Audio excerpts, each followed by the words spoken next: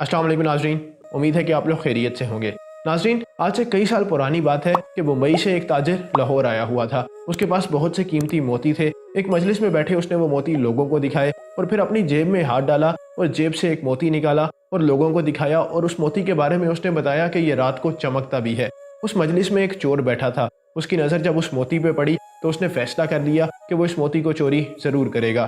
कुछ देर बाद जब वो सुनार उस मजलिस से उठ के जाने लगा तो वो चोर उस सुनार के पास आया। उसने पूछा कि जनाब कहाँ जा रहे हैं। सुनार ने बताया कि वापस मुंबई जाने का इरादा है। उसने कहा कि हुस्ने इत्तफाक देखिए, मैं भी मुंबई जा रहा हूँ, आइए इकट्ठे मिल के चलते हैं। सुनार क्योंकि अक्लमंद आदमी था, उसने दुनिया घूमी थी, वो फौरन समझ गया कि ये कोई मुसाफिर नहीं है बल्कि चोर है जो इसके मोती चोरी करना चाहता है। लेकिन फिर भी उसने हामी भर ली कि ठीक है जनाब, इकट्ठे चलते हैं। दोनों ने सफ़र का आगाज़ किया। एक जगह जब रात हो गई तो दोनों ने वहीं क़याम करने का फ़ैसला किया। सोनार बहुत अक्लमंद आदमी था। उसने फ़ौरन अपनी जेब से मोती निकाला और वो मोती चोर के कुर्ते की जेब में डाल दिया और आराम से सो गया।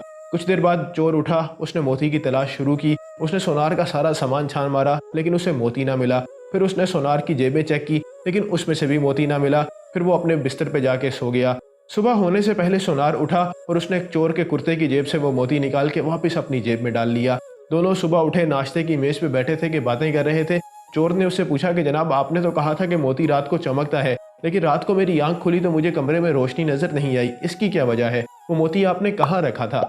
सोनार ने कहा वो मोती तो मेरी जेब में ही था। और फिर उसने अपने कुर्ते की जेब से वो मोती निकाला और चोर को दिखा दिया। चोर समझ गया कि रात को उससे कोई भूल हो गई है। उसने सोनार की कुर्ते की जेब ठीक से चेक नहीं की होगी। अगली रात वो दोबारा उसको ठीक से चेक करेगा। अगली रात हुई तो सोनार ने फिर वही हरकत की। उसने मोती अपने कुर्ते की जेब से निकाल के चोर के कुर्ते की जेब में रख दिया और सो गया। चोर उठा, उसने कमरे की तलाशी ली, उसने सोनार के कुर्ते की भी तलाशी ली लेकिन उसे फिर मोती ना मिला। 2 रातें और इसी तरह गुजर गई। आखिरकार चोर ने तंग आके सोनार को अपने पास बिठाया और उसे बताया कि जनाब मैं कोई मुसाफिर नहीं हूँ, मैं पेशावर चोर हूँ, लेकिन आज मैंने आपको अपना उस्ताद मान लिया है। पिछली 4 रातों से मैं मोती तलाश कर रहा हूँ लेकिन मुझे मोती मिल नहीं रहा।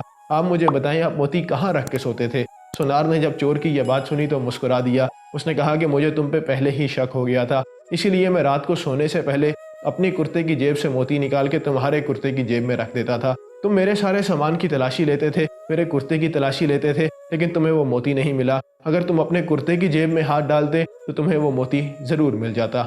नाज़रीन, इस कहानी से हमें यह सबक मिलता है कि इंसान दुनिया के पीछे भागता है। वो माल, दौलत, शोहरत, इन सब चीज़ों का तलबगार होता है, लेकिन ये सब चीज़ें अल्लाह ताला की तरफ से अनायत करदा है और अल्लाह ताला इंसान के शाहरग से भी ज़्यादा करीब है। लेकिन इंसान अल्लाह ताला को राज़ी करने की कोशिश नहीं करता। अगर वो ये सारी कोशिश अल्लाह ताला को राज़ी करने की कर दे तो उसकी दुनिया और आखिरत दोनों संवर जाएं। उम्मीद है आपको आज का वाक़या पसंद आया होगा।